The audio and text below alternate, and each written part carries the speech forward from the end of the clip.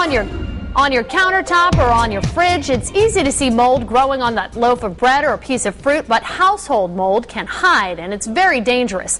ABC 2 News' Roosevelt Lefwich tells us when it's time to call an expert. The warmer weather is here, the humidity is rising, and that means your home could be the perfect breeding ground for mold. If mold is left unchecked, it can lead to health issues. It can lead to respiratory problems.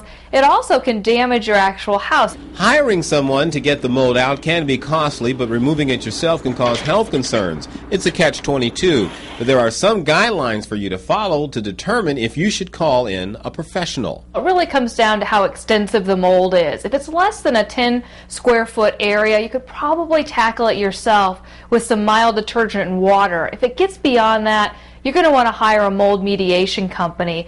So what do you need to do? Find the source. If you have a mold problem, there has to be a leak somewhere. So bathrooms, for example, should have a vent so that water doesn't accumulate or moisture doesn't sit in that room. When it comes to hiring an expert, check references and get estimates. Know the plan for cleaning it up. The EPA does not certify mold remediators, but it does offer remediation guidelines. Make sure your contractor follows those guidelines. Keep in mind you should hire two different companies, one for testing and one for the mediation. A company that does both would lead to a conflict of interest.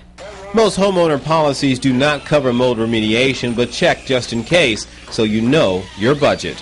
Roosevelt Lefwich, ABC 2 News.